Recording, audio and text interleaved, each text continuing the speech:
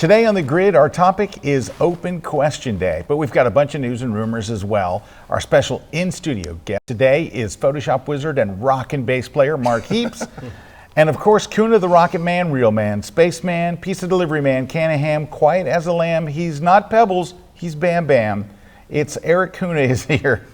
And we probably have something to give away. But best of all, it just starts in 60 seconds. The Grid is brought to you by Tamron. Check out their 75mm f2.8 lens. It's for Sony full-frame mirrorless. It's awesome. Go to tamron-usa.com. And ProPhoto, the light shaping company. Check out the ProPhoto B1X. Powered all the right places. Go to prophoto.com/US. And Platypod, the tripod alternative that is changing the world. Everybody has a Platypod. You should too. Go to platypod.com.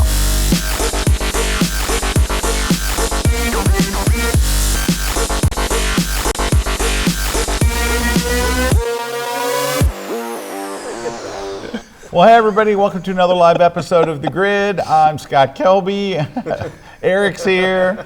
Yeah, hey. Yeah, this is all that. Yeah, and our special guest in the studio is Mark Heaps. But before we go any further, I know you're like, where's the Grid set?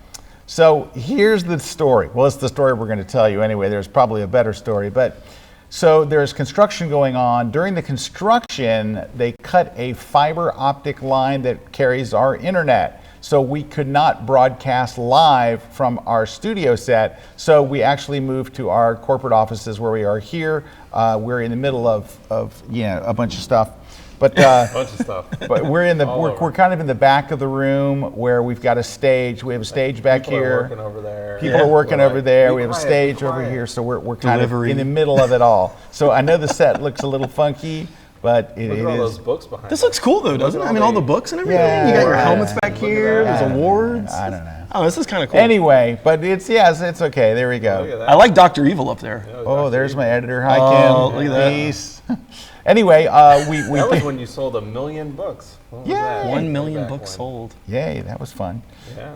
So anyway, so that's why we're on this weird set. I feel bad for people tuning in later that are like, what happened to their set? You know, it's like we lost our lease. No, it's just we'll be back on the set next week if the fiber. We should have made up. Like Hold a on, better Ron. story, Ron, are like- we the fiber be in by next week? It's going to be installed Friday. Installed Friday. This So Friday. yeah, So next next Wednesday. week we'll be back and Not up a and problem. running. And I think I'll be in town next Wednesday too. So yay. Is it like one of those normal service orders? Like, we'll be there sometime between 8 a.m. and the following Tuesday. Just- Yes, yes, it's exactly like, I think it's Verizon. They're actually pretty good. All right, we have a couple of giveaways today. Gooseneck. We're giving away a Platypod gooseneck. It's Lucy, it's Goosey. That's going to be their new slogan. Not really. Not really, but we're going to use it. Where am I looking? Oh, over there. Until Hi. the Is that the product camera? Retired, we'll be using Lucy. We'll be and using Goosey. Lucy Goosey. You attach this to your Platypod. And so we're giving away, it's two of them actually, 2 in a box. Yep. We're also giving away one of the greatest books ever written on InDesign. So this is How Do I Do That in InDesign by the awesome Dave Clayton. So we're going to be giving all that away. So if you're a designer or ever wanted to be a designer, this will be a Or book wanted that to you will. get He's on the use back. InDesign, yeah. Yeah, start using InDesign. That will help you immensely. I probably should turn off my dingy sounds and all. We haven't gone through our regular set protocol stuff, but anyway. We're thrown off. But so today is Open Question Day. If you have hard Photoshop questions, Mark Heaps is a Photoshop wizard, knows things. If I were to get stuck and I don't know, I could call Mark Heaps. So there he is, close in on him. And he's wearing his glasses so he looks, I'm a rocker, but I'm still smart. No, this is a new thing. Is it really a thing? It is a really thing. A week and a half ago, I found out from the optometrist that I now have to wear glasses full time. It's a whole new world. I'm learning how to use my camera Look, with glasses. I've seen the way you dress. I could have told you you had a problem with your eyes a long time ago. You don't have to go to an optometrist. There's a lot, yeah. Hey, Christina liked that one. Thanks. 5 points. Anyway, just kidding, of course. But it's a good look on you because it says, I rock, but I'm still smart. All I care about is my wife said she liked them, so that's all that mattered to me. Dude, man. that is all that matters. That's all that mattered to me. Doesn't so- matter. Yep. Now Juan said he didn't like it, but does it matter? No, it doesn't matter. No. All right, anyway, lots of interesting stuff going on. So we do have Open Question Day, so we're taking questions about anything, any topic you want, photography, Photoshop, Lightroom, love, doesn't matter. Guitars, drums, Guitars, basses, drums, bass, live we got music. that covered, see. or rockets. I'll take rockets. Ooh, rockets. Rockets, Yeah, what were you- Teslas. Teslas. And I don't know. Quantum physics. Hey, can we start with Tesla real Ooh, quick? quantum physics. This is just a. So I Yes, put Tesla. up a post Oh, I on saw- my Facebook page. I think You I see saw. it? I think I saw this one about them being the most valuable. Yeah. Okay. Second most valuable. Thank well, you. no, it's the first most valuable American car company and Yes, the yes. world's second most valuable. And that's what you posted. The And second yeah, one. and I want to read it to you because, well, I am I connected to the internet? We have sketchy internet. Here we go. Here's what I wrote. I put a picture up of a Tesla. And you can subscribe to Scott Kelby. if Yeah, you it want just to. said, do you want to subscribe? Like, no, Logged into Facebook. I'm sick of him. Like, do you want to unsubscribe from Here's Scott what I Kelby? wrote. It's a picture I took of a Tesla a few years ago in a studio, and I wrote, "This is pretty mind-blowing. The most valuable car company in America, and now the second most valuable in the world, only makes electric vehicles." That's it.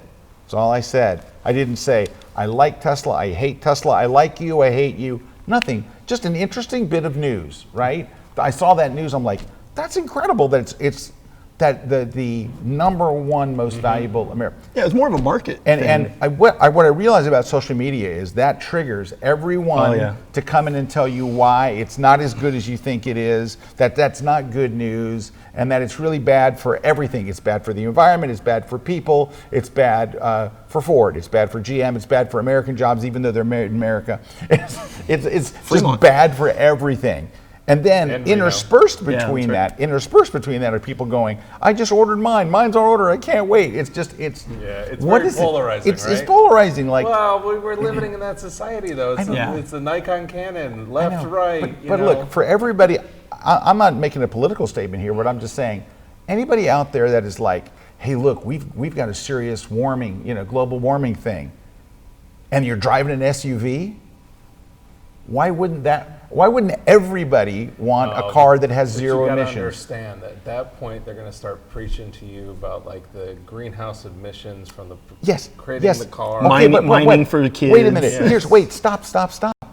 Oh, I hear you. When you I'm a build believer. any car, listen, when you build any car, car. I don't care what the car is, you have a factory and it has a big imprint. When you build a Ford company, do you think if you go to the Ford factory, there's big smokestacks there, just pouring out crap, right? It's a big factory making cars. You're acting like, well, if you bought a gas car, it had no carbon footprint. But if you buy a Tesla, it's got a big one. It's just the stupidest thing. Besides which, what did they did a scientific study. After approximately 1 year, That's what you're looking at. it yeah. flips. It flips. After a year, But that's what nobody wants to talk you've about. eaten up that carbon footprint that's created by the lithium Yep. batteries. Yes. And then And for the everybody- rest of that the car's haters. life, it has no carbon footprint. If the carbon footprint on a Ford F-150 was smaller, what happens is after a year, it keeps chugging out chugging. and hurting your. I just don't get it. That it just seems to me, and this is not about Tesla. This is about electric cars, so it's not a Tesla thing. But if you're those worried about the Teslas are future, nice. go get a car that doesn't have any emissions. Well, that's actually why years ago I bought a Subaru, because they had a zero landfill, zero waste, zero carbon footprint factory. The cars themselves still output, but the factory process they'd done, that was a zero waste facility. And so I hope one day they can follow Tesla and actually do electric vehicles, because then they would have both sides of the coin. Well, Wait a I minute, think- Subaru is. They, Yeah, I think they a made lot a of big. people- Are they doing I EVs don't now? know No, if Subaru no, did. I just saw this. This is I have Subaru. not seen this yet. Look, everyone's going to make an electric car, so That's you might true. as well just come to terms with it. If you've got one company that's eating up the market, everyone's going to go, no, we're not going to make electric cars. Well- We think gas is the future. I think right now one out of every 2 cars in Norway is an That's right. electric right Well, now. because in Norway, Well, they've in a mandated few it, years, yeah. you can't sell a car that Right.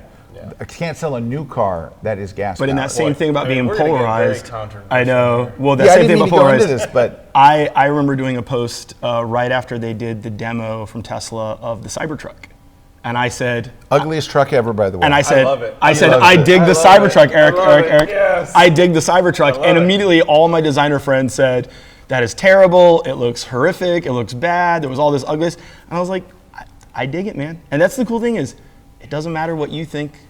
It's what I think. It's just so different. Marcus, you're What on I the think show. for me, Scott, not what I think for everybody watched it else. And I went, oh wow, I wonder what the drag coefficient is on that thing. I- and then yes. when they ran the studies, and they were like, oh yeah, that is very efficient. Yeah, yeah. And then Scott's like, it's still ugly. I immediately Still wanted ugly. to know if I could tow with Ugliest it. ever. My brother likes it. My brother's like, because he calls me up. My brother's like, hey, what do you think of that truck? I go, dude, is it ugly thing? He was like, I don't know, I like it. I'm like, Love it. I love it too. anyway, I'm it into doesn't matter. It's zero emissions after your first year. It's anyway. But I'm not really, it's not about Tesla, it's just about electric cars. But this is about, you put some little post and you think, it's just a little piece of news, and everybody's got to go freaking nuts on me. We're 10 minutes into the show. We haven't talked about photography. Well, we're not, I don't know if we're going to talk about photography. We have all kinds of stuff to talk about. Let's talk about first, climate change. No, Let's talk about let's not talk about, let's talk about, ready? Nikon versus No, Canon. no. Pepsi versus Coke. Bose headphones Oh my gosh. versus Sony. No, listen. I want to talk Eric's foot. Oh. Oh boy. Oh right. Eric's got a foot thing. That sounds wrong. No, he has a thing. It's called skanktosis. Oh my gosh. And what it is his feet have an uncontrollable smell. And it's not his fault. It's never been Eric's fault, but it is unbearable to be around. No, he had an accident at a rocket shoot.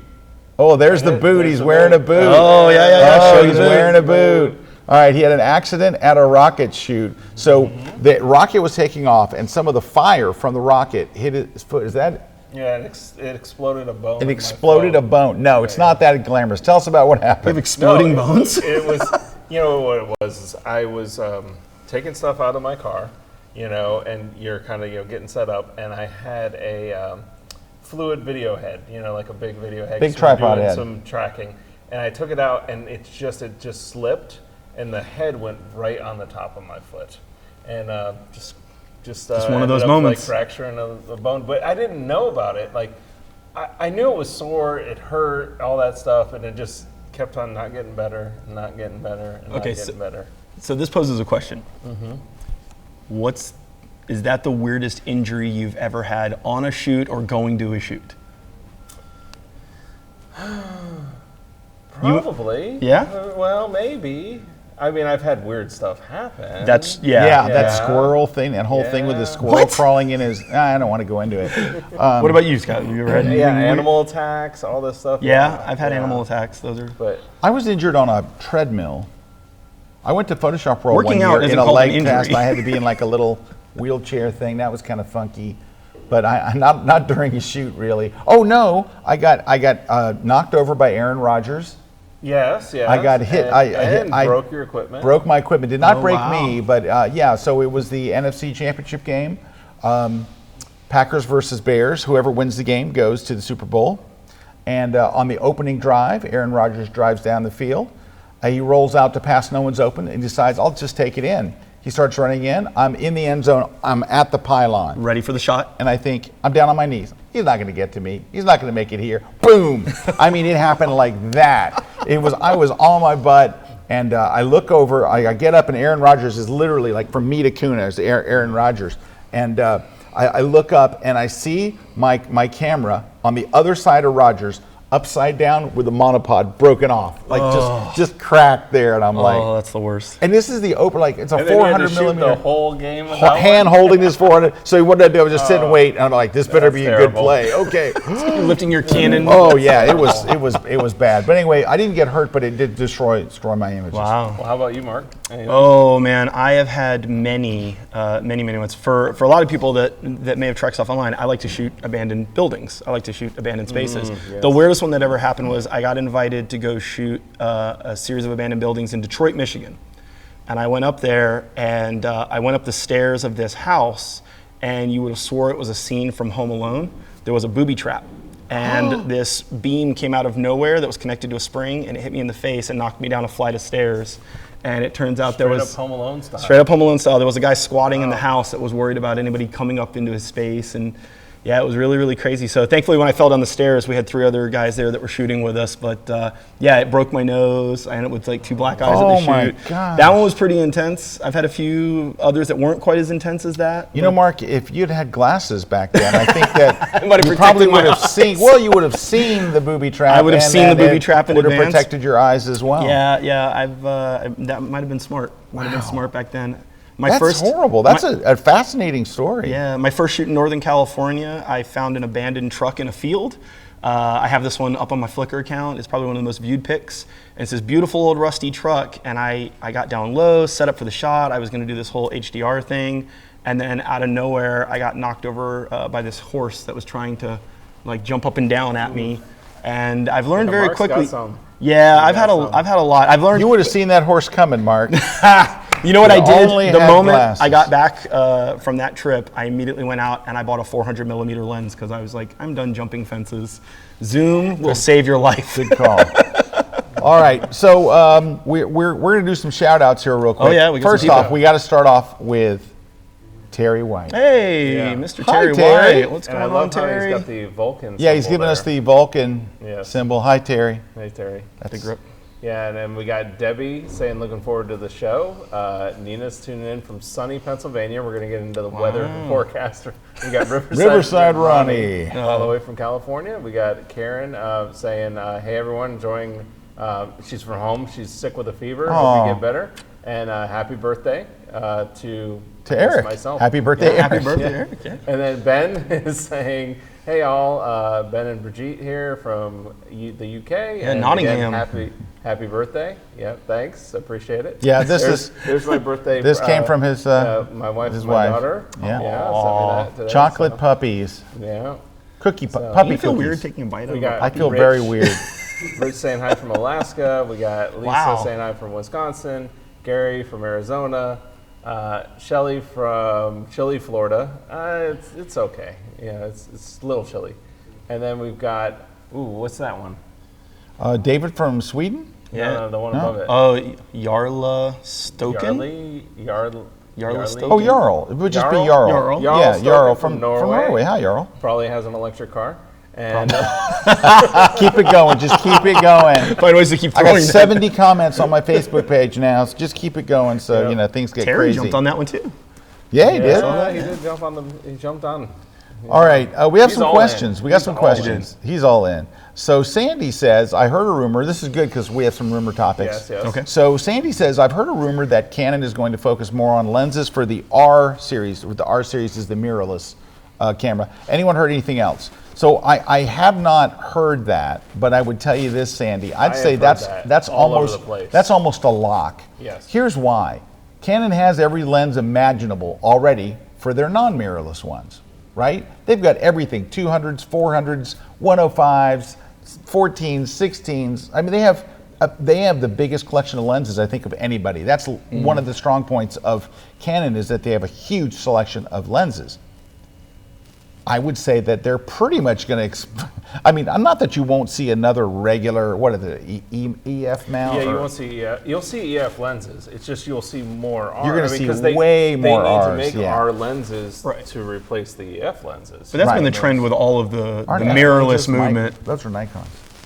EF. No, EF No, is I thought you said F. no EF. And then Okay. EFS is the crop sensor. Okay.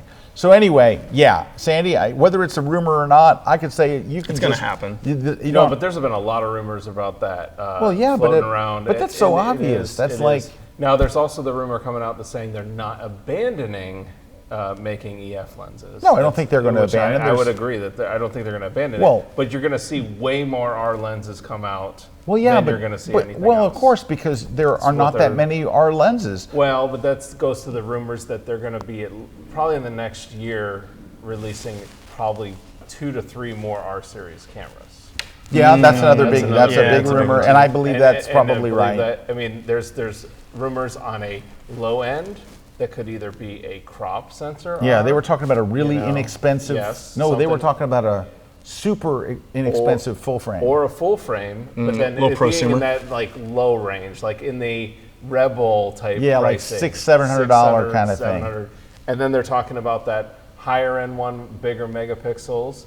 And then I saw a rumor about this new one that's coming, or supposedly coming out. The R6, I believe, is like the leaked thing. And that's all about a lot of crazy video specs Oh, wow. in it, where it's shooting 4K, but it's actually going up to like 6K in certain modes. You know, and shooting I heard raw. 6.1. Yeah, Okay. it's kind of crazy. Thanks but for again, getting they're that. all Thanks- rumors. Thanks for getting that. that we don't really know anything. We don't know what they're going to release. We just know that that stuff's coming out. And like you said, they're going to be moving to the R series. That's just where it's going. Bill Monroe says, did I read correctly that Scott has gotten the nod to shoot his first Super Bowl? Any comments on the new Canon 1DX Mark III? Bill, if you read that someplace, please tell me where it's at. I have love not. to pick up those I would credentials. love to pick up those creds. No, I have not gotten any nod to shoot the Super I thought you Bowl. were doubling down on that. Are you going to shoot the Super Bowl with a new Canon 1DX Oh Mark man, III? okay, there's the dream. That's the dream scenario. So let me just say, if you're sitting around and you got, and this is your situation, you go, well, I've got an extra Super Bowl photo pass here, and oh look, here's a unreleased Canon 1DX Mark III. And I follow Scott Kelby. I subscribe. Call me. The circle is complete. I will go. It's short notice. I don't care. You'll pay for lunch? I will buy your lunch at the Super Bowl. You don't have to worry about eating in the lounge because we're going to wine and dine. Anyway, no, Bill, I wish what you read was correct. I would love that. That's the one thing I've gotten to the NFC Championship game twice, but never have shot the Super Bowl. And of course, as a sports photographer, that would be a dream come true. But apparently, it will not be my dream this year. So that's just really crushing my soul, Bill. I was trying not to even think about that, and now I'm reading it out loud on the grid. All right, when we come back, we're going to talk a lot about Mark's prescription. Is it correct? Yeah. Does he need bifocals? Pupillary I think when we come back, distances. too, we should talk about that 1DX Mark III because you never talked about that. Yeah, we didn't talk about that. All right, so And we'll that talk was about the that. EOS RS that I misspoke. It was RS, not R6. We could talk about Okay. Nikons too. Yeah, we can talk. Are you a Nikon Yeah, shooter? Nikon. I am a Nikon All right, shooter. good. We got Nikon. Nikons, Yeah, and then definitely. If you got any questions Jason, about our Nikons, director, will talk there you about what we call outdated Sonys. So we'll talk about those Sonys you can barely find He on also eBay. has an injury. Your whole crew is. Do you have an injury? Did you get an injury? Oh, he does have an injury. does have an injury, Oh, yeah. he does, and it's a sweet one. And maybe, did we talk about that on the grid last week? Did we? Because you can talk It's about it He's again. like, yeah, but no, It's we a- didn't. Oh, we no, didn't. we didn't. Let's talk about Jason's injury when we get back. Yeah, that's a he good is. one. Yeah, That's a good one. Tripod dead? Sure, a tripod works for basic shots, but who wants to be basic? You don't need basic, you need blockbuster. And that's a job for a platypod. The platypod is your go-anywhere, do-anything flat tripod base. Its compact design helps you discover unique angles that you could never reach with a typical tripod. So, whether you're bringing up baby, driving Miss Daisy, or with your beasts of the southern wild, you can capture big budget footage and stills for a fraction of the time and money. So go ahead, shoot the next Rocky or Birdman. Or on the waterfront, the platypod is equipped to grip uneven surfaces and hang from just about anything. When tripods go low, the platypod goes lower. Its flat base reaches the lowest possible angle, resulting in truly inventive shots that can't be replicated with traditional equipment. And if you feel like adding a dramatic overhead angle, the platypod has you covered. Just strap it or screw it in, and you're ready to go within minutes. The platypod is constructed from aircraft-grade aluminum and titanium. Yeah, the stuff Air Force One is made of. So it's durable enough to travel with you from Chinatown to Casablanca and everywhere in between. If you only take the tripod, the story ends. You wake up the next morning with nothing but basic footage. Or you could take the platypod to a museum, or on an elevator, or strap it to a tree, or hanging on a bench at church, or put it on the ground and get incredible blockbuster footage. Who are we kidding? You should totally take the platypod. The tripod is not dead, but it needs a sidekick. The platypod.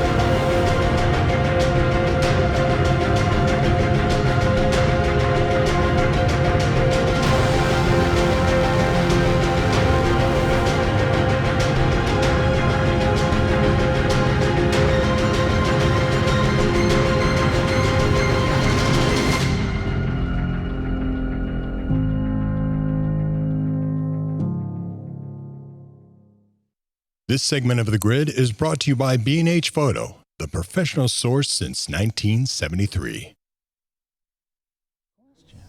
Hey, we are back. Scott here with our special guest, Mark Heaps, and Erik Kuna, of course. And we were just, we're talking about all kinds of stuff. But one of the things we want to talk about, and I think it's kind of important that we start off with this, is Jason's injury. So It's very, very technical. it's very specific. Yes. And when he told us about it, he was leaving the grid, and he goes like, guys, I got to go. We're like, what's going on? He goes, well, I have an injury. We're like, oh no, what happened? So Jason is at a nightclub. Any injury that happens in a nightclub is good. He's dancing with a young lady. He's single. Nothing wrong with that. You do that sort of thing. You do that kind of thing. Dance with a young lady, and he says, we start going down low. And he went a little too low. Went a little too low, and he hurt his back. Too low? Yeah, Jason. He hurt his back. He hurt his back. He went too low, and I'm like, man, when you get that low, he's at that age where you go low. And I said, dude, when you get to your age, you go medium. You don't go low. That's just for kids. All right. An important thing. It's Erik Kuna's birthday. Woohoo! And we have a little cake. Nice. We're gonna sing Erik is happy not birthday. HR approved. So It's everybody, not HR approved. everybody join in. Happy birthday to you. Happy birthday to you. Happy birthday, dear Erik. Happy birthday to you. All right. Yeah. I gotta blow out your candle. You gotta make a wish. Blow it out. And you should wish for Scott to shoot at the Super Bowl with a cannon with it. Woo! There we go. Special defects. Officially reached the age where he goes medium.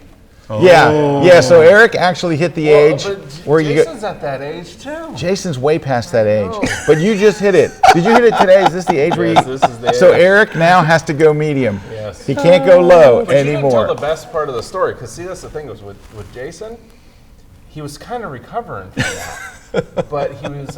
You didn't hear this probably. No, maybe. That he was using a heating pad, and he happened to fall asleep while the heating pad was on. Oh my. And that's why he's really been in a lot of pain, because he burnt himself from the heating pad. And this is the kind of stuff we deal with. If at around any here. time in your Breaking life feats with tripods, you're using a breaking heating stuff with pad. heating Oh my pads. gosh. I think he's got a new nickname. So he on Low Joe? Instagram. No, I got a new one. On Instagram, he's the digital surgeon. He was. Don't ask us why. Dark request. I think now he's just simply grandpa. Just, you got a heating pad, dude? Ouch, that hurts. You're never gonna get a girl ever again.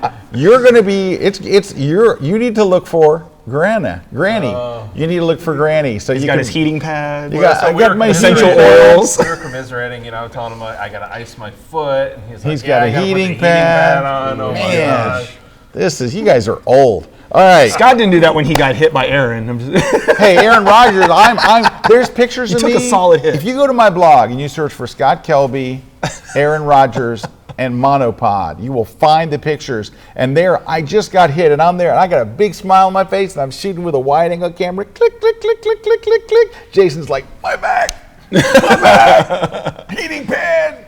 now, Walker. now I want to go look up that game and see if there was any ESPN footage because they usually show the no, photographers getting nailed. People. Did they send it? Yeah. Oh, okay. Yeah. Now I gotta see that. No, just viewers at home sent it. It was pretty fun. And I wrote a story about it. So what I did was when I did the post, I wrote it as if Aaron Rodgers was talking to me, like when it happened, like, oh man, I broke your. I went through the whole story. I'm not gonna tell you what the punchline is. But when people read it, they thought it was the truth. Like they thought, Yes. Sports Illustrated picked it up and ran it. It was all over the place. Anyways, back to our story. Hi. You got any questions for us? Just Yeah, if you got any ask, questions, just if you want to know about What's the your favorite proper heating pad? to buy, yeah. what kind of CVS versus lube that you Walgreens. need If for you've your got compression bunions, boots. Jason can answer your bunion questions. Yes. He's very big on bunions this time of year. Yeah. All right, I got a couple other things though here real quickly. Let me look at my list. Walmart versus Target I got would a be thing. political. So I got two things. So I am judging a photo contest. It is the Malta International Photo Contest. I think you can just go to Malta Photo Award. Let me look. Just go to Malta Photo Award. So they do this international competition, and it's really grown into be a big thing. And so I'm going to be judging it. And and hopefully I'm working on doing a seminar over in Malta as well. We don't know for sure, but we're working on it. Could happen, I think so. Anyway, but go over there and submit now. Submissions are open right now. That being said, I'm one of the judges for that. Yesterday, I was the judge of a local photo competition. All right. And there were 80 entrants, all printed, all hanging in the gallery, and I would walk around and evaluate all 80. And I got to tell you, it was like an episode of The Grid when we do our blind critiques. Yeah, we were talking about it. That's All of the same issues that we see in The Grid. This is what you were talking about hanging yesterday. on the wall. Yeah. Now, there was the winner, lights out shot. Like woman took a fantastic shot. I loved it, and she did brilliant. There was another shot that was really very well crafted. Like I was allowed to choose a first, second, third. Now I'm not the only judge. There was multiple judges, right? So it's just like Malta. But I got to say, here's what would be my first pick. My first pick, incredible. It was Second like pick, 100%, yeah. really, really good. The third pick was something we see on the grid as well. So picture this. It was a black and white photo. Looked like skateboarders, and the guy is jumping over, without a skateboard, jumping over a woman. She's bent down like this. It's really cool, and they framed it up perfectly on this building. It's in black and white, and they're slightly out of focus. The building, You're focused on the building. the brick rather than- was yeah. deadly sharp and a foot in front of them. And I'm like, oh, it was so well timed. Like he's looking right at the camera. His legs are apart. She's looking. She's got a real funky, like a kind of a snarky look. It was really, it was appropriate for the photo. So question, because I'm visualizing this in my head, right?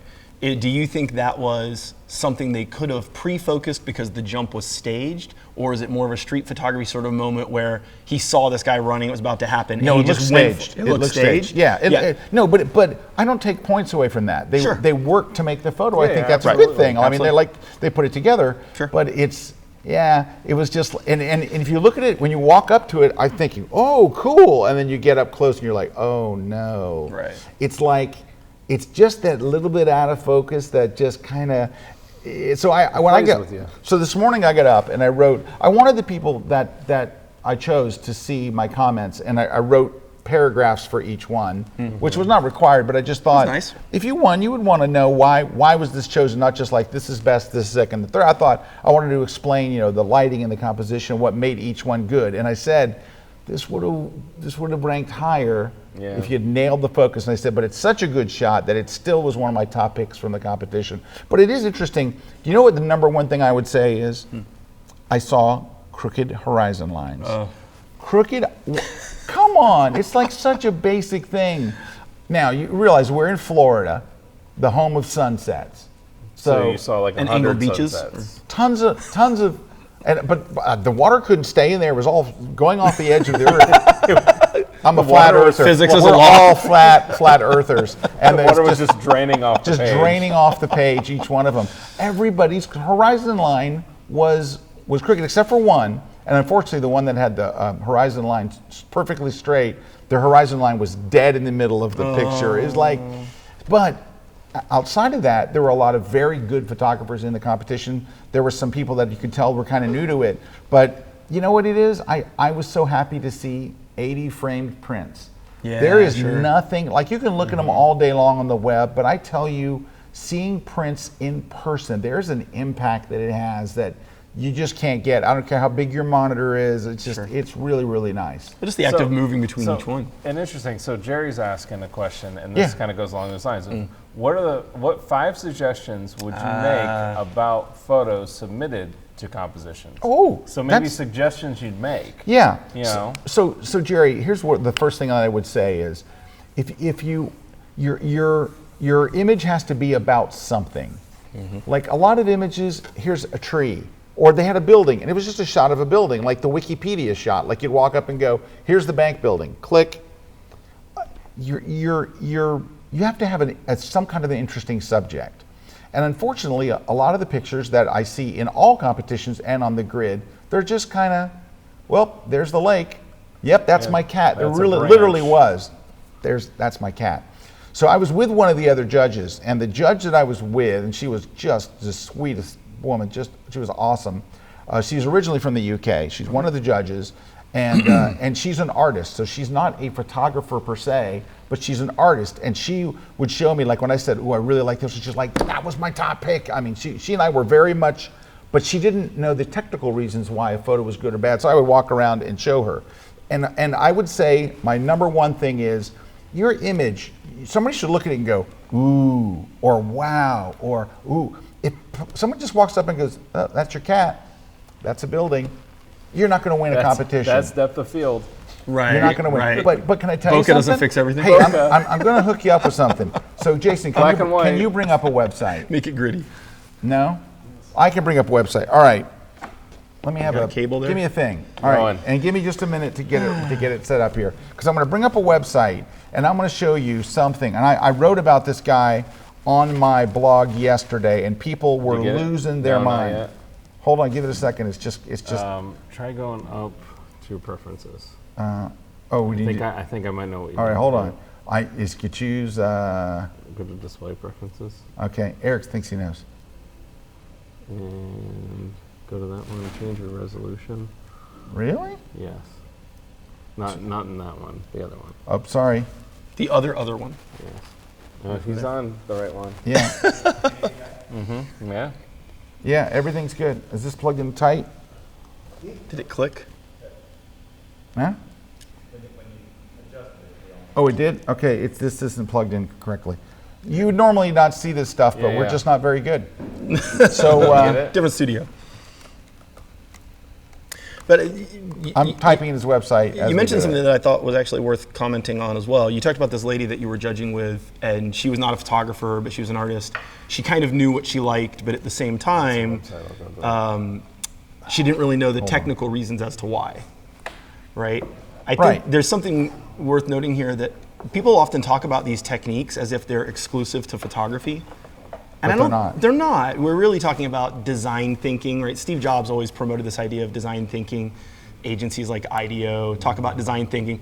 But really, when you talk about composition, grid, contrast, color, all of these techniques, these are just principles of art, principles of design, right? Yeah. So it's not that, it's this. Oh. It's going to a different one? No, it's just spelled differently. No, I gotcha. ARAJABI. Yeah, all right. So Erik's going to bring up in his. We can't bring up my computer for some reason.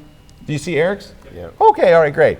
So I want you to see this photographer, but I'll tell you when. I want to get a shot up here. Right. Hit the next one over. Next one. All right. So take a look at the screen. Wait. Oh wait. Hold on, this it moved. one? Yeah, but you're gonna have to keep it there. I think it wants to Yeah, move. just can't. Hey, Right. why doesn't? Can I click on it? Yes. This one? Yeah, but it's not gonna come up full screen, is it? No. People websites. All right. Websites people. All right. Okay. There was also a question here too. Can we take it? Let's see. Go. Oh, Lord. We're kind of new at this computer stuff. Let's see.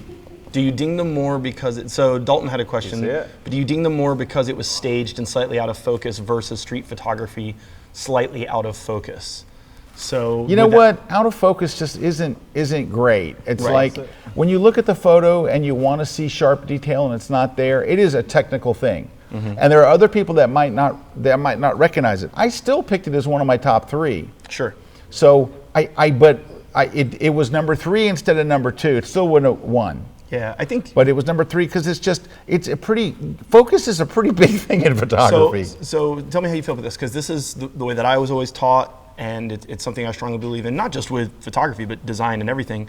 Everything should look like it was a conscious decision. So I've seen shots that are out of focus that I absolutely love, but you could tell they chose to make it out of focus. Yeah, that's an artistic choice. It wasn't a little out of focus. And I tell this when I see people cropping subjects they're shooting in a frame, and like a tiny bit of the hand goes off the frame, or a bit of their leg, and I say, hey, really chop them off or put them in, but don't make it look like you were indecisive in your frame. Don't make it look like you're indecisive with your decision, because then I can tell this wasn't you thinking about the execution of the shot. Right. I want to see that every single part, when I look at it, I know you meant to do that. And Right. so out of focus doesn't really matter to me. I want to know that you meant for it to be out of focus. Right. They did not mean for the brick wall behind the people to be in focus. Right, All right, did you get a exactly. screen capture of it? No, but I think they got it now. Did they got it? But it's going to keep moving. I'm know. saying make a screen capture so I know. it doesn't I move. was dealing with the other. Okay. Every All time I right. go to make a screen So capture, I'm going to ask. I can't. So Craig says, so a picture for a competition needs to be about something, not just of something. Well, I think for any picture to be a success, you shouldn't challenge the reader to figure out what it is. Like you should go, oh, that's a mountain. I think I got it. That's, So I want you to take a look at this shot here. So Can this you is, see it? have you guys got it? So this is from Ali Rajabi. Now, his website is not, weird enough, it's not Ali, which is, his name is Ali, A-L-I, R-A-J-A-B-I. His website is Arajabi. Yeah, it's his first initial and his last name. Yeah, it's ARAJABI.com.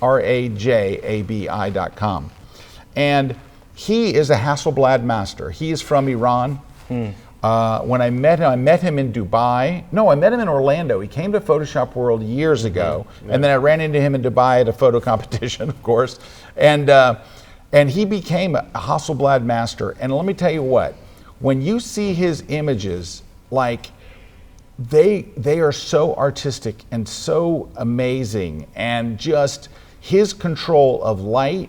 Like you look at his photos and you just want to look at him, and you're like, wow, look at that. He has one that he won a bunch of awards, and it's a New York City street. Do you have that one? You'll bring it up for just a second. You could let him run now. It's okay. Now that we've seen that one. But he's got this shot of a city street, and this one won him a $25,000 award in Dubai. Look at the light. This shot right here. Yeah. Of a really cold New York day. But I'm telling you, his stuff is just so interesting. So this is the Look one, at this next one. This is the thing with That's this. such a great This story. goes back to like the core. That's a storytelling The core thing that like you hear like Jay Maisel say, and it's those three things put into that. If you can have light, gesture, and color in a picture, that's what makes it, right? So a lot of this is awesome light. There's something happening in the photo right there, and there's awesome color or devoid of color. Yeah. You know? Now, if you go to his portfolio, I want to show you a couple of shots. And you should be following him on Instagram, by the way. Ali Rajabi. You'll find him on Instagram. But he had, maybe it was his Instagram. Oh, click on his Instagram up there on the right corner. So he's done a couple of series. But I want you to see some of the stuff, so you can see the series he's doing there. Keep going down a little further. Little further. And look at some of these ones right there. Look at those ones he's done of light and shapes in New York. Top row. Right there. Right there. Yep. Well, this is that stuff that you hear Jay Maisel talk about a lot. Like, there's got to be some, like, I remember seeing a talk with Jay at Photoshop World one year, and he showed a photo of a crack in a wall. And he talked about it having so much gesture and so much story and how these lines lined up. And to me, when people are looking for, Erik and I talked about this yesterday. Yeah. It's seeing the world photographically. And I often joke about this in my sessions. I love when there's an audience and a crowd and I say, I know I'm amongst my people because you guys are the weirdos that will see a crack in a wall and go, that looks cool. Nobody else sees a crack in a wall and says, that looks cool. When you see the world through this lens of photography, through, just looking at the world with passion in an interesting way, just seeing two colors on a wall can really, really spark a creative idea. So when someone's doing a study like this photography you're showing where he's just looking at shadows and light, it's so powerful. All right, so I want to answer this question here from Mary, but I want to finish this other one. So when I'm looking at images in a gallery, the very first thing I'm looking for is something that stops me and makes me go, ooh. Right. Like, ooh, that's interesting. Ooh, what is that? Oh, that's cool. That doesn't happen with something where you don't know what's going on. Right. Like if you're looking at Ali's images here, you can immediately see, oh, that's a snowy middle of the street in New York City. Wow, it looks really cold. The color makes it look colder. He's got this amazing shot of a guy carrying a ladder and the light, he gets up at like dawn on freezing cold days. But you don't even need to know the backstory of it. Right. The image is the backstory. Right, because his images are so graphical. Yes. But there has to be something, whatever it is, and this is why like some art is so hard to, because you can't say, well, is it in focus? For example, and I'm going to answer a question that Mary asked. The technical. The technicals are never the problem on the grid. The technicals usually aren't the problem. What they do, the critiques. Right, because you can have everything technically perfect in the shot, and the shot's just like, eh. So, for example, I'm going to answer this question for Mary here in a minute. She's asking me about a building, and she goes, what was different about that building? The building shot that I saw was if you told a child to take a picture of that building, they would walk up and get the same picture. It's a snapshot. It's not taken with artistic intent. It's not composed in an interesting way. It is what the same exact shot an insurance adjuster would take to say, we're going to insure this building. Right. Click. Yeah. That's not art. That's just documenting what's there. That doesn't make anyone go, ooh. Just because you got bokeh or you focus. Right, gear doesn't make a great shot necessarily. That shot can be super in focus. It can be technically right in the center. You can do everything technically right, like you don't have the building bowing back or leaning forward, and it'd be a completely boring shot. So when I say a Wikipedia shot just shows this building exists in this town. I always call it the shots you see on like Yelp or TripAdvisor. It's like someone just shot it because they just needed to show you the space. Yeah. Here's the menu of the That restaurant. doesn't win photo competitions. That doesn't make people stop and go, ooh. It's just like, yep, that's a building. So Mary asked the question. Oh, God, her question went away. Hold on. Well, she said what made, I want to read it. She saw a building. There you go. Mary says, please state in detail what you mean by just a building. I can look through your photos and there are many buildings. What makes those better than what you saw? So what it is what I saw was literally walking up to a building in any town, holding up your camera like you're an insurance adjuster, and go click. There's no thought, there's no art, it's not beautiful. No one would look at this. No one would ever look at this photo and go, wow. They would just look at the photo and go, and? Yeah, it's sort of the building. It's sort of the filter, right? Like when you see something that you know, again, going back to what Erik and I were talking about yesterday, when you look at something and say, that's an interesting moment or scene, someone that's thinking photographically, creatively, however you want to label it, they look at it and they say, now what can I do to express this as an interesting scene? What can I do to boost that signal and make it more interesting, right? So I always love when I see photographers at workshops. We're doing, photo walks, like a Kelby photo walk, and you'll see them go out and they see something really cool, and then they climb up on top of a wall to shoot down on it. They lie down on their stomach. Show you the building in a way you're not used to seeing it. And one of my mentors, he always talked about, he's like, get out of the strike zone. He goes, photographers do this and they shoot from head height. He goes, if you want to be better at photography, he goes, the first thing I would tell you, if you just got a camera, is get low, get high, get side, get tilt. He goes, day one of film school. Day one of school, right? And this idea that it can be an interesting thing that is expressed in an uninteresting way. And so you have to flip that. You have to be looking, and the flip side, I see people pick, you talk about the cat shot. Yeah. Just because you've got depth of field on a cat shot doesn't make it an award-winning photograph. No. It makes it a really well-executed portrait of your cat. Yes. But it's not not necessarily gonna win anything, right? And so to me it's, how do you express interesting things you can clearly tell you chose to do that. You chose the way to execute that. Well, and you know what's really interesting about that topic of, sometimes I think people don't realize that sometimes you want to remove stuff from the photograph. That's the reason you're doing that. Yeah. And that's a word that we use a lot of times, is simple. Keep it simple, simplify. Because when you're simplifying a scene, it's like, Mark, you're here teaching a class on color. Right. And one of the things that we were talking about the other day was how with color, a lot of times you want to pull color out of images. Yeah. You want to take, there's a lot of times where I actually take color out in order to boost the signal, take away the noise. That I don't want you looking at these other colors. I might not take them totally out, but I'll mute them or kind of there needs to be enough suppress there. them. Yeah, there needs to be enough there. So the things that I really wanted you to see come through, and they cut through. Yeah, you were pointing out some of your shots yesterday about how with your rocket photography, you desaturate the blues in the skies, you take the green out of the grass. Not enough that you don't think it's a sky and you don't think it's grass, but I should be looking at the rocket.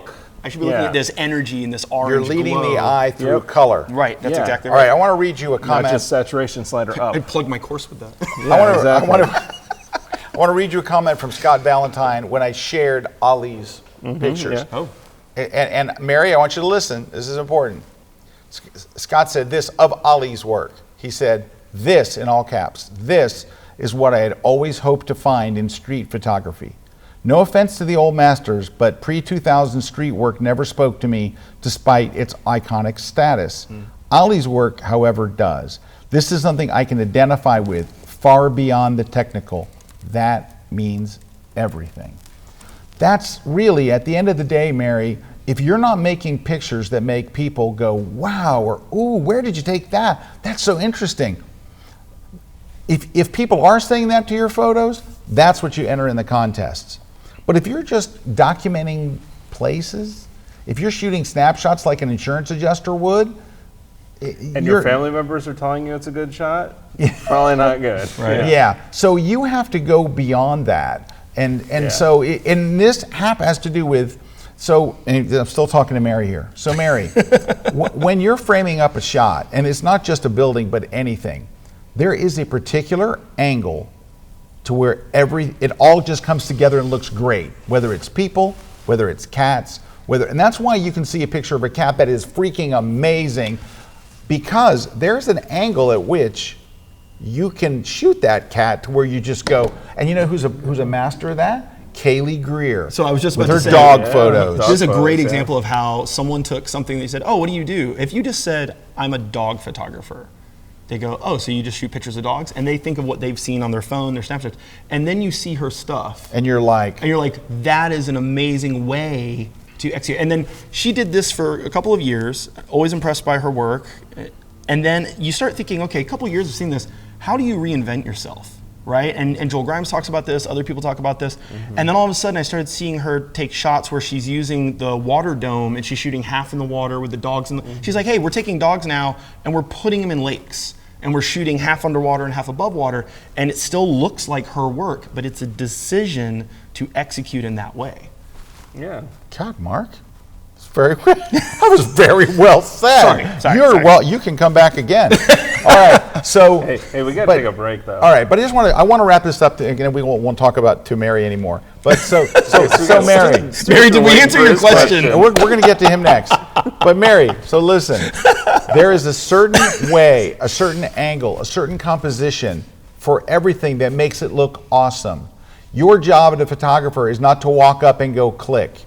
Your job is to seek out that angle. It's the core of photography. Decide. What makes it look interesting is when you get all the angles just right, you can take that boring building that person walked up to and took a snapshot and make that building look really interesting. Just like you can take, Kaylee takes shelter dogs, the dogs that nobody else would adopt, and she makes you fall in love with those dogs. Yeah, absolutely. She knows, she's very good at it, but she really knows how to compose a dog photo, how to light a dog photo, how to show that dog in a way that is just absolutely, she's so brilliant at it that National Geographic chose one of her shots to be on the cover of their new, they were launching a new magazine, and then she wound up with her own TV show Yeah, she did. She got a TV called series. Paparazzi. Yeah.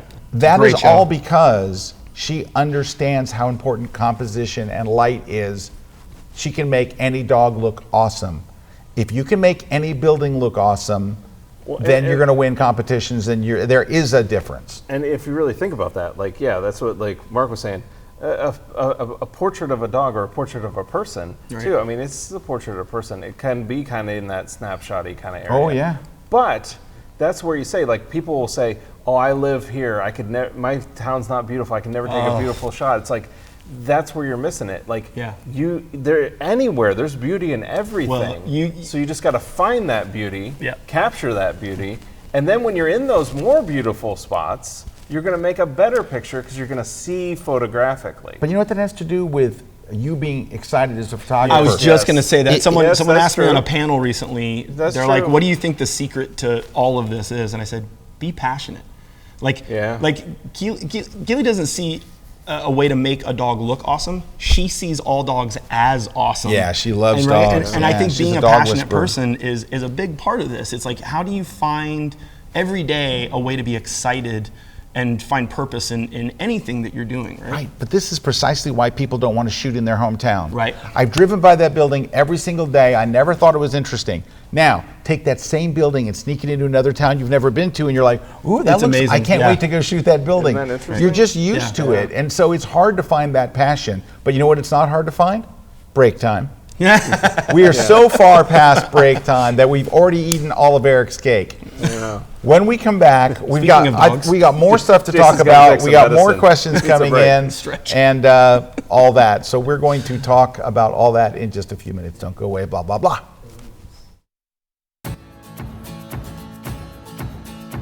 Howdy folks, Moose Peterson here.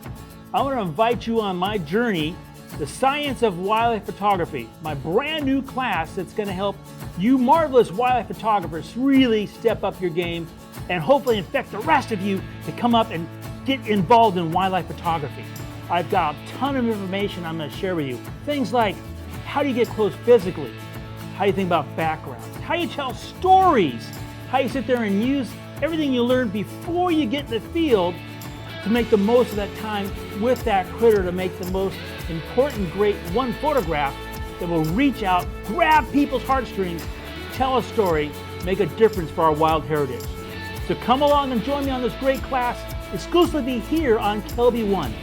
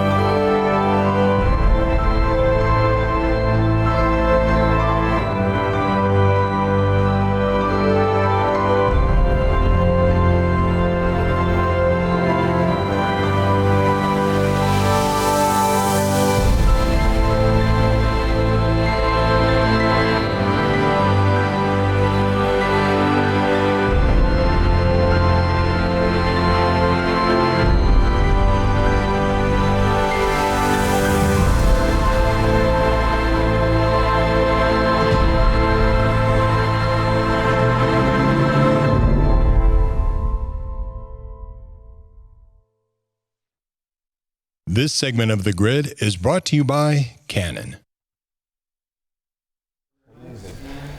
All right. Hey, we're back. Scott Kelby here with Mark Heaps, our special guest, and Mr. Erik Kuna, who is enjoying his birthday Happy birthday. today. Happy birthday, Mr. Kuna. So we got to get some more questions here. A lot about printing. Because I think we're done with the last one, right? Yeah. I think we beat that to death. Yes. Mary knows about buildings now. Yes, Yeah. Mary. So Stuart's asking, can you give him some tips on prep for printing? I've heard you should brighten up mids and dark areas as they print darker. So Stuart, what I would say, the biggest issue that I have people email me about with printing is that their images just come out dark, just straight up dark. And the reason is you're looking at your images on a backlit screen. It's very bright. Right. You know, It's we not love subtractive versus our additive. well, thank you, Mark. Sorry.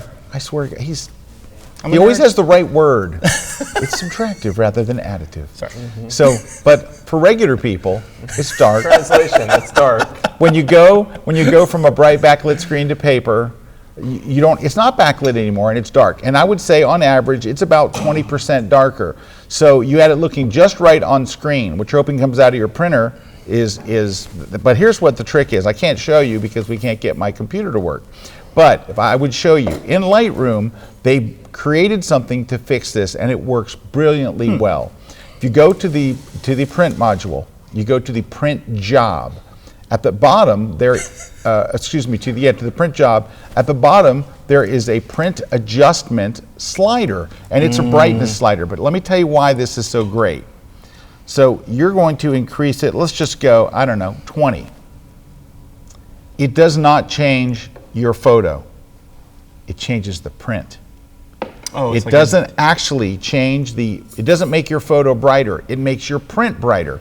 So you get the image looking perfect for your screen, and then right before you hit print, you go and you bump up the brightness, and then it makes that print artificially brighter so it matches your screen. Now, I cannot tell you that 20 is the number. If you go on to Kelby One and watch my class on printing in Lightroom, this is a relatively new class, I've done it within the last year. I show you how to set up a test image with different numbers, like it's 5, 10, 15, 20, so you can dial in, oh, the right amount for my monitor is 15 or whatever. It helps you to find the exact right amount of brightness. Good news is, once you found that, you know your number from then on. You will have to do a test print or two. No big deal. You don't have to print a 17 by 22 test print. You can do a 8 by 10 or whatever. Yeah. Do a 4 by 6. But anyway, whatever size you want. But that's it. You do need to prep your images. They will always come out too dark. There's also a contrast slider there. I've never had to use the contrast slider. Now, I do want to tell you this. I'm on a Mac. Now, what I'm going to tell you is going to make some people's head explode, but I'm going to tell you anyway. Oh no, controversial again. I know, it's another controversial You already thing. said you're on a Mac, so we're there. Most of the Mac users that I know, these are pros that print, do no longer calibrate their monitors. That is true. And it's because That's true. is because Mac monitors are so darn close and consistent between them. Like if I look at an image on mine and I look at it on Mark's and I look at Eric's, it looks identical. If you go to an iMac, identical. If you go to any Mac monitor, they look so consistent across the board. So what you see on screen is going to be, if I run a calibrator, which I used to do every 2 weeks, it drove me nuts, run a calibrator, I really won't notice the difference except for it makes my screen darker. I don't want my screen to be darker. Right. But gamma. Yeah. Right, yeah. So I just stopped doing it. And I would say that my prints are within 3 to 5% maximum from what I see on the screen. Now, I do use that little trick in Lightroom. If you are a Windows user, who knows what monitor you have? Your monitor could be made by anybody, from BenQ, or it can be made by Dell, it can be made by who knows who. You have to calibrate your monitor to get it to be kind of neutral. I set the calibration But with Dell every I'm just 2 telling you, I am not telling you, look at me, look at me. These are I'm my not words. telling you whether you have a Mac or not, whether you need to calibrate. I'm not saying Scott said don't calibrate your monitor. Nope, I didn't say that. I'm saying a lot of the pros that I know who are really into printing have stopped calibrating years ago. That's all I'm saying. Well, and it's Anecdotal. Also we used to calibrate because monitors got more than 20, 30, 40% away from the final result of the image. Yeah, even if tube they are, monitors for sure. Yeah, even now it's not that one monitor is perfect. To your point though, it's pretty darn close. It's so close, and that's what it. Like, and so why that's go when you through make those that extra adjustments, effort right? for a little close? Yeah, absolutely. I mean, Then you're starting to get into really, really technical. Right. And then it's like, well, probably we just got to make sure Yeah. you're creative with it. I also think Yeah, if you're a photo lab, I think you should calibrate. Yeah. right. Well, and that's another thing with printing. If you send it to a photo lab, they will do that. They're for going you. to tweak So it. Stuart's still asking, he says, do I do that before sending it away to print or do they do it? You have to do it. So this is interesting. So in Lightroom, you can make a JPEG and send it to a print lab. Do that brightening before you send it to the print lab. Now, if you're concerned, like, what if my number's wrong? Send a test print to your lab. Go watch my class. It'll show you exactly how to do it. I even show you how to save the JPEG, send it to, Bayphoto or MPix, whoever you use, Miller's, and it'll come back brighter because it embeds that brightness into the JPEG. So I there you think go. there's something we're saying. You repeated this multiple times. Do a test print. Yes. I think a lot of people, especially if they're doing the order a print that you're shipping off to. Yeah. And so they order a print and they don't want to order a test print because it's that little bit of extra money. They want the file they send to be right, and hopefully the lab makes it good. And even if the lab works on it, it might not come out the way they expected. I don't know how many people tell me this story and I say, did you do a test print? And they say no.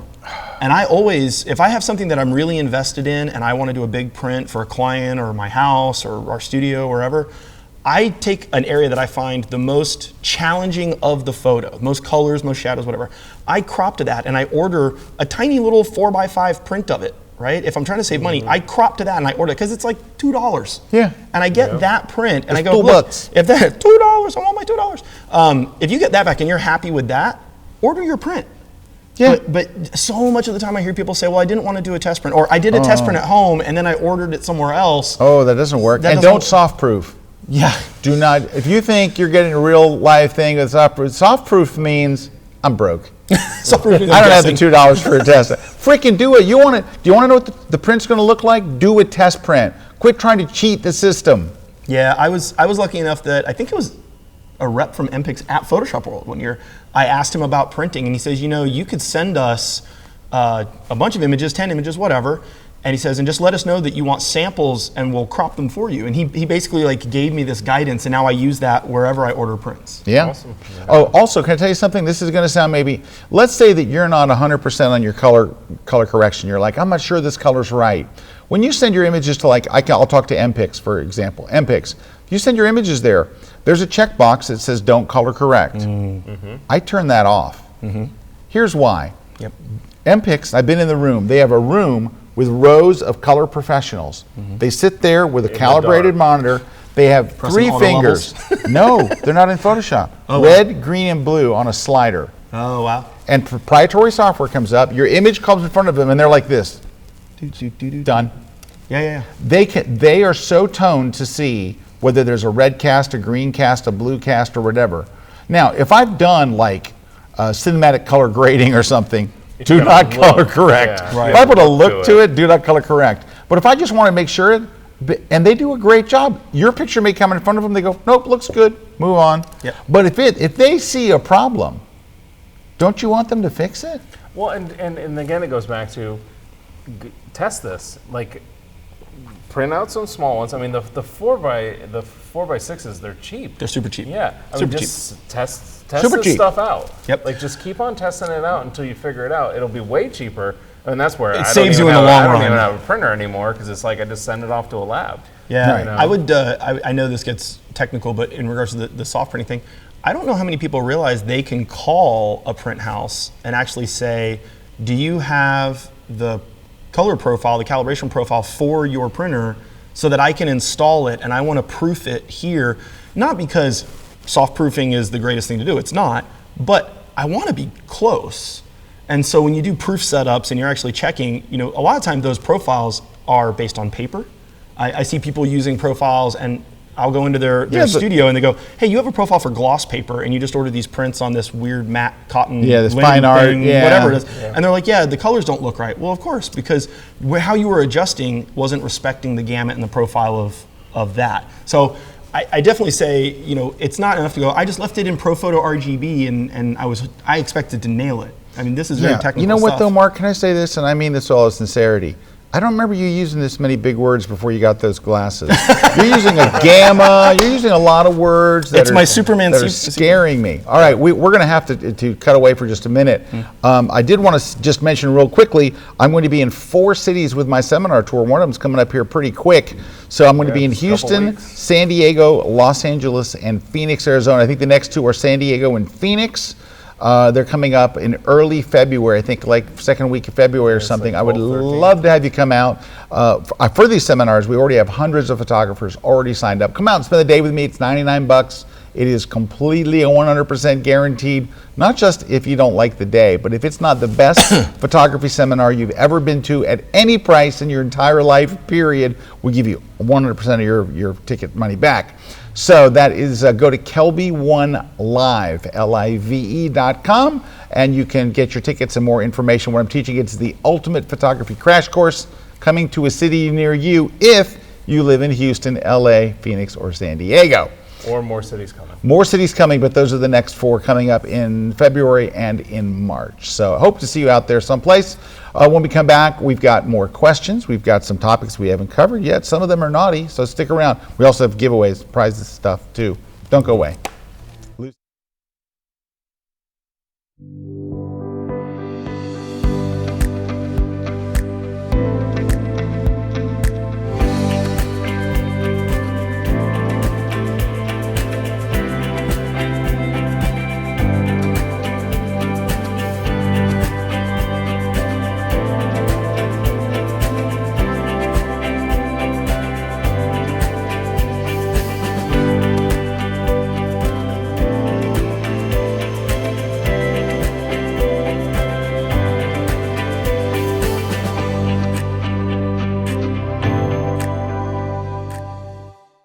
What if I told you there's a workflow out there that was so dead simple that it fully automated everything down to just the need to press one button? All of your images will be in exactly where they're supposed to be without you thinking about any of it. That's the workflow that I designed in this course. I'm gonna be going over exactly how to fully automate the entire workflow, and once this is done, you never have to think about it again. It's gonna know exactly where to put your images, exactly what hard drives and what folder structures, exactly how to find your images, and then we're gonna take it a step further to show you a workflow where we can completely ditch your laptop, ditch your hard drives. You could be halfway across the world, and with your phone or an iPad that I have here in front of me, have your images, the full resolution files, be backed up to your desktop drives at home. It's one system, it's dead simple. That's what I'm gonna cover in this class. It's gonna be a wild ride. Come check it out here at kelby1.com. Hi, I'm Ibadianex Perella, and I'm here in downtown Los Angeles. Have you ever been out on a busy street scene and you get out there and there's so much going on, you just don't know where to start? You get really frustrated, you make some snapshots, but they're so lackluster. Well, what I'm gonna teach you are the very secrets that I use all the time to make great photographs from some of the most ordinary scenes imaginable. You'll learn in this class how, by just carefully observing and watching things sort of play out in front of you, visual miracles can happen just as a result of you just staying in place and seeing life play out in front of you. And this class is for more than just people interested in street photography. This is a way of how you see the world. So come check out my class and learn something brand new.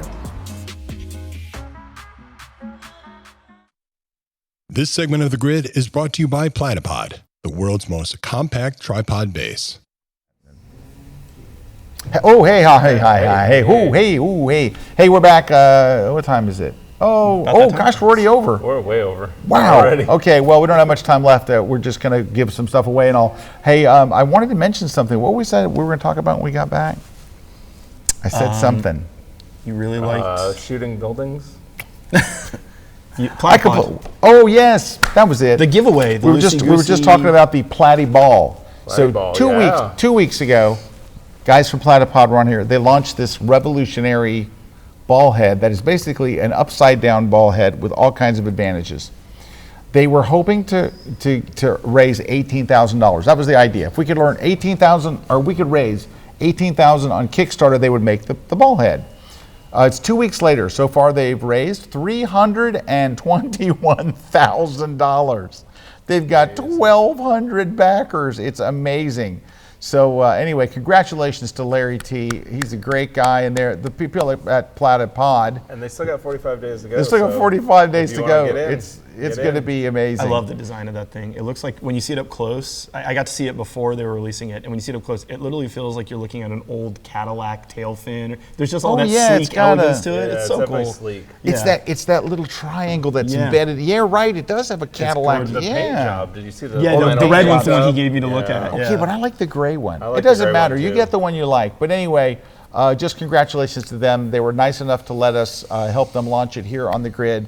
2 weeks later, $320-some thousand. That's amazing. We're very, very happy for them. I'm going to give this last question. It's going to be probably the last question because we got to roll, from Marla. And I think I know what the answer is, but I'm not sure. But you know what? Mark's a super Photoshop genius. Let's ask him. The question? The question. Right. Well, I'll read the question. Okay, you read the question. Okay, Mark, my question to Mark. Okay. Marla says, "Dear Mark, my object selection tool keeps disappearing. I can do a reset and it will show up, but then it disappears when I get back into Photoshop. How do I stop this from happening? Mark." So there are a couple different ways this could be happening. If you're resetting, I'm assuming she's meaning reset her preferences or reset her workspace. So a good test for this is to create a new workspace and save it and make sure that it keeps showing up there. Other things that can affect it is if your drive, like we get people that are working on a network and they don't have privileges for their drive. So when they change their prefs, that'll get reset. It could be they have an old version of Photoshop still on their machine and that causes a conflict. So there's three things that I've seen each of those three things cause that exact problem. Mark's seen a lot. Did I tell you about the time where Mark was in an abandoned building? Yeah. Okay, anyway. What did you I think so Marla, I would do this. I think that your problem is in the Photoshop. You know you can customize your tools to see only the tools you want. So I too have a disappearing object selection tool. Really? Yes, I do. So what happens is I go and I use it, and then when I don't use it, because it's not activated as one of my tools, it gets buried in the tool thing at the bottom. You know how so I'm guessing, Marla, that you've created some custom tools, or maybe you did it even by accident. Didn't include it before the update. Yeah, right. So what I'm guessing is you'll use it and it appears, and then later it goes to the bottom of the tool thing to where the 3 dots are, and if you click and hold, it's there, but it's kind of hidden from view. What you need to do is, I'm going to tell you where to go here, and I mean that in the kindest possible way. I'm going to go under the edit menu to, I think it's tools. I'm launching Photoshop here, but go under the edit menu. Edit to toolbar? Edit toolbar. Or is it edit? Yeah. Go to toolbar, under the edit menu to toolbar, and then in there, the stuff on the left are things that will actually always be in your toolbar. Stuff that on the right you can access temporarily, but they're not going to always be there. Make sure it's on the left side of the window. You drag it from the right side to the, and I think it'll always be there from then on. If not, try all 3 of Mark's things. Between those 4, somewhere, I'm guessing, is that tool. It's a pretty good tool. It's an amazing tool. Yeah, no, it I wrote really, an article about it for Photoshop User Magazine. He wrote an article about it for Photoshop User Magazine. It's amazing. Hey, I also have another thing that Mark pointed out on the break. So Mark brought up Lightroom for the cloud, and Lightroom CC. It's not CC. It's not called CC. They removed the CC. Oh, Guys, that's true. old. Sorry, that was so 2019. You're so 2019. What we know as Lightroom CC. I just call it Lightroom Cloud so you know what we're talking about. Right. Guess Formerly what? known as Lightroom Guess CC. what? That one doesn't even have a print module. There's no way to print. If you hit Command P to go print, nothing happens. I was confused because you said print. And here's why. The reason why the printing does not exist in just the regular Lightroom for the cloud is because it's for children. Children aren't going to print. They're not going to be able to calibrate their monitor and worry about print brightness. They know that. Well, who prints from an iPad? Soft proofing. So there It's you all go. for Facebook, right? No, that's the desktop version. It's not in the desktop version. They don't put it anywhere because they know it's mostly used by teens and preteens, which are very big on it. Okay, we've run out of time. Christina, may I call you Christina? Christina, pick us 2 winners. One will be for the Loosey Goosey. Mark is so good at modeling this. If you would just. Yes, absolutely. The Loosey Goosey Goosenecks. There it is, the Loosey Goosey Goosenecks. And a copy of Dave Clayton's book, How Do I Do That in InDesign? Now, handsome fellow on the back. if you were to win this book and you're not a graphic designer and you have no interest in learning this is precisely why eBay was invented. I'll go one further. If you win this and you're not interested in design, go donate it to a graphic design program at your local school. Actually, try to sell it for more than it's worth. All right, here we go. Gooseneck winner, Steve, you just won it. Steve, congratulations. And Danny just won the book. Remember, Danny, if you have no interest in design, then you're just like Mark Heaps. No, that's not true. He's passionate about design. Extremely. All right, well, we've completely run out of time, but I just want you to remember some important things before we go. Number 1, it's Erik Kuna's birthday. To celebrate his birthday, go follow him on Instagram. You have to like rocket shots because you're going to see a lot of them. That's all you're going to see. He is Erik. Unfortunately. It's at Erik Kuna because there's only one Erik Kuna. And it's Erik with a K, E-R-I-K. K-U-N-A. K-U-N-A. There's 2 of them. Yeah, so it's Erik. Okay, Mark, where can people go follow you online? Instagram, Facebook, or Twitter, all 3, exact same name, at Life by Pixels. And a lot of behind the scenes stuff from shoots and events and and when I was on stage with you at Photoshop World. Yeah? Backing you up. And if you want to follow Grandpa, you go over to if you want to follow, surgeon. it's at Ouch That Hurts. go to I need to put a pad on my back.com. Ouch Quit It. If you want to, and by the way, if you're watching this and you're with the AARP, go ahead and send his card now. Send it now. Don't even wait till 55 because he's almost there anyway. But go ahead and send it now because he's got the back of a 65-year-old. Too low to go. All right. Well, there's something else I wanted to say, Mark. Sorry. Can I tell you about a horrible thing that happened to me? There it is right there. The digital surgeon. All right, there's the digital surgeon. See if we can pull it up. He's digital. He's surgeon. The digital surgeon on Instagram. Anybody know what that is the theme from? Don't say it if you guys know out there watching. Anyway, back to our story. So hurt you? horrible story. What hurt you? We're at Photoshop World, and we're doing a jam. So my band played the first set, and we brought up other musicians. Well, we brought up Mark. Mark, by the way, incredible bass player, shockingly good drummer. I did not know he was such a good drummer. And so Mark says, well, I'll play drums. So I said, great, I'll play bass. My entire life, I play bass all the time. I love bass. I love this moment. I love bass. And I've only played in my entire life a 4-string bass. Right. Basses should not have more than 4 strings. I didn't realize that Mark had a 5-string bass. Well, it wasn't my bass. It was your band's bass. Oh, yeah, okay. And he loaned it to us. All right, yeah, so it was. But I was playing it, It was and my I bass handed it to player, you. Russ's. Yeah. I didn't know he had a 5-string bass. Mark's playing it. He hands it to me, and we start doing a blues jam. Right. So I'm okay. I got the blues. I start playing, and it just sounds Why weird. is Scott so I off? look back at Mark, and I go, something sounds funky. Yeah, Something's and I'm not playing weird. drums. And I go, what key are we in? And he's like, we're in A. And I'm looking, and I'm playing in A, and I'm like, A position. yeah. And I'm like, wow, this sounds weird. And so I look over at the guitar player. Now the guitar player is Kaylee Greer's fiance, Sam. Yep. Great guitar Sam player. Haddix. Went to the Berklee School of Music. The guy rocks. And I look, and I can see he's playing in A. Yep. And I'm playing in A. And I'm like, Mark's on the drum, and he's like, dude, I don't know. Yeah.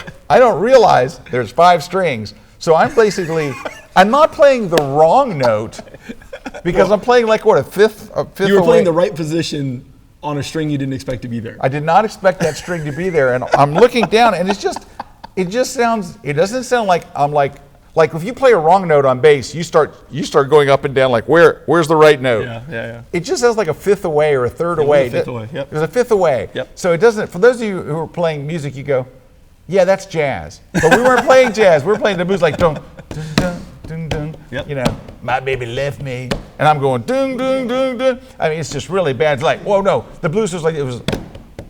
My back, it hurts me.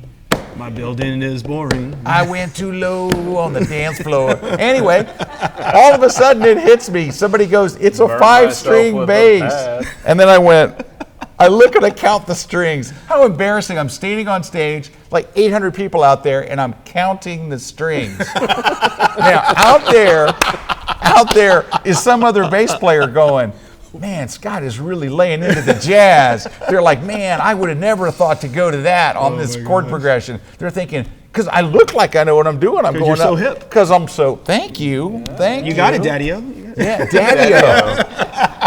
Now you're starting to sound like Grandpa. Anyway, we've gone on way too long. We've learned. I did manage the last 2/3 of the song. We're only 22 minutes over. 22 minutes is nothing for us. Rounding error. Rounding error.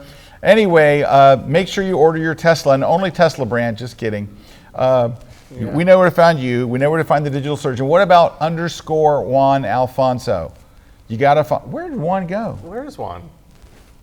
I think he's icing his back. Where is Juan? It's unusual for Juan to leave during the show. Juan has a birthday coming up. Juan has a birthday? When's his birthday? Friday. Friday. Yeah. So happy birthday. All right. Happy birthday to Juan. There he is. Go follow him. Yeah. Oh, yeah. Juan's a good photographer. He's very good at video. Of course, that's how he makes his living. But He was shooting me today. was he shooting you today? He was my cameraman today. See? I tell you. Anyway, thanks to everybody for watching. Thanks for our sponsors for putting up with us. Thanks for everybody who submitted questions today. And to our crew here and Ron, who got us hooked up to the internet when there was no internet. To Jason, Granddaddy, Gramps. Thanks for coming Grandpa, and thanks for coming in. Now, hold on. It's about 5:11. You better get to early bird dinner. You don't want to miss that special. If he misses that early bird, Go get over to the Olive Garden. he's got to go. If he's not at Olive Garden by 6 o'clock, then he's screwed. He's like, Golden Corral. He loves the Golden Corral early bird. The Red Lobster. Red Lobster. That's another one you'll see Jason at. By himself, by the way, because you can't go down medium. You're not going to get a girl. It's him with a tear. You'll see a tear. Look for the lonely guy at Red Lobster. These are all blues songs. They're all blues songs. Jason at Lobster. He sits all alone. Oh my gosh. Well, guys, Adam. Christina, thank you. Mike, Big Mike, on the cameras because Juan's long gone. Yeah. We just check out whenever we want. All right, Mark, you want to take us out? Thanks for having me, Florida. I don't know. No, Thanks for letting me be on the grid. That's what you say when you're on stage. Thanks, Florida. That's right. It's Thanks, Florida. This is the grid. You can just say bye, everybody. Bye, everybody. See you next time. Florida man. Florida band.